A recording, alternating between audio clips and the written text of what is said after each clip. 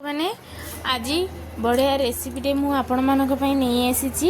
यहाँ गोटे भेज बढ़िया आइटमटे यहाँ हूँ भेंडी दो पियाज। समस्ते तो आम पनीर दो पियाज चिकेन दो पियाज ट्राए कर सारे। एवं आम स्टार्ट करदे भेंडी दो पियाज प्रोसेस। भेंडी को एमती बड़ बड़ साइज रे काटी आउ टमाटो को नहीं जाइए काटिनी टमाटोटा। तापर पियाज को चौक चौक करके नहीं जाइए आ कैप्सिकम नहीं मसला पे नहीं काजू चिना बादाम आ रसुण आ नहीं कटा टमाटो। ये मु पियाज आउ अदा व्यवहार करूनी माने पियाज पेस्ट आ अदा पेस्ट। ये खाली पियाज मुझे काटिक नौचे। पियाज को आउ कैप्सिकम को भल भाव में भाजी दबा। भाजिले पूरा जमती हल्का ब्राउन हो कलरटा सेमती आम भाजवा। एबे भल भाव भाजी सारापर एबे सांगे सांगे आम लुण दबानी।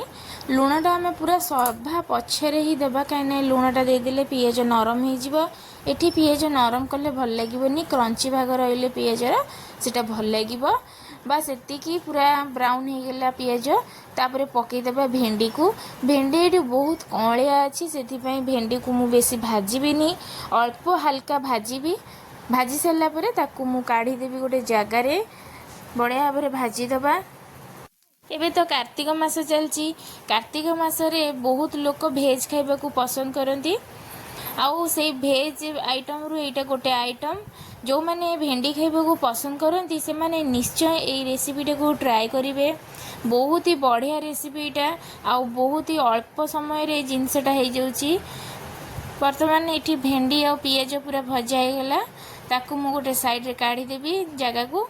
काढ़ सारा पुणी से कड़ई रे देदेबा किछि तेल। मुझे सोरिष तेल नहीं आपण मैंने चाहिए ये रिफाइन यूज करें। तेल देवापर से गोटे कंचा लंका दे देइछि। तापर जीरा दे दूची स्वाद हवापाई टिके चीनी देदेली। तापर से जो काजू आ चिना बादाम गोटे पेस्ट करी आनी सेटा को भी देदेली। एबे दे सारिकी किछि समय ताकू मु सिम करी माने लो फ्लेम रे करी ताकू कसीबी। देखंतु मसलार पूरा तेल छाड़ी आसलानी।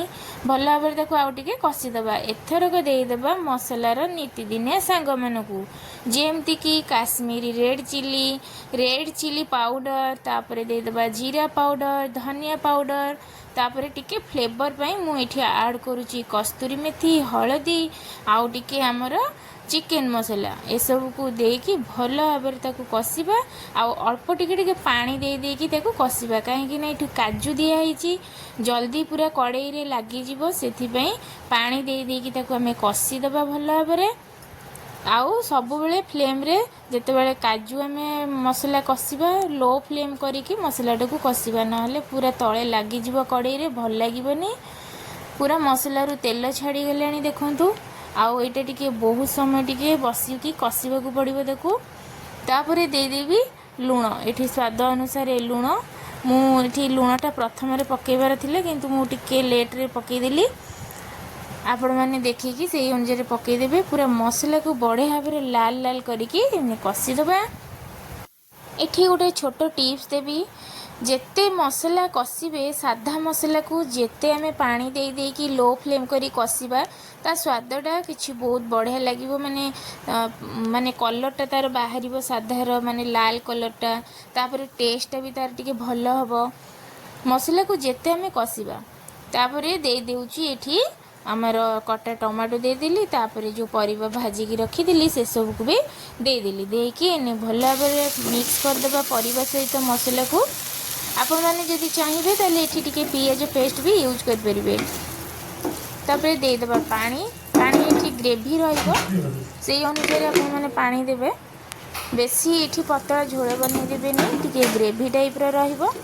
देखंतु तरकारी पूरा हो गलानी। एठी भेंडी तो पूरा अधा भजा हो जाइए। भेंडी बेसी समय लगेनी से अनुसार बेसी पानी देवेनी आउ अल्प अल्प पानी देकी सीटा करेंगे कहीं पियाज भी बेसी सिझिले भल लगेनी। देखंतु प्रस्तुत हो जाइए आजिकार भेंडी दो पियाज। आजिकार यही रेसिपी आपण मानकू किपरि लगुची कमेंट माध्यम निश्चय जनइबे। एटा गोटे बहुत छोट रेसिपीटे आपण मान सहित शेयर कली बहुत टेस्टी मध्य। तरकारी रे पानी देला बेले अल्प करी पानी देबे कहीं भेंडीटा आमर भजा हो जाइए जदि बेसी सीझीज ताले भेंडीटा खोलीजिव जहाँद्वारा कि खाइबा भल लगे भेंडी रे जो नाल अंश थाए सेटा पूरा तरकारी सारा हो भल लगे पूरा घांटी हो गले आउ एमती पूरा पियाज क्रंची क्रंची रहिले भल लगे प्रस्तुत हो जाइए भेंडी दो पियाज देखु यही टाइप ही रहिबो पूरा सुखिला नुहे कि बेसी माने झोल टाइप रे भी नुहे भिडियोटी भल लगुले चैनल को सब्सक्राइब निश्चय करदे। आजिकार वीडियो एठी शेष करछि।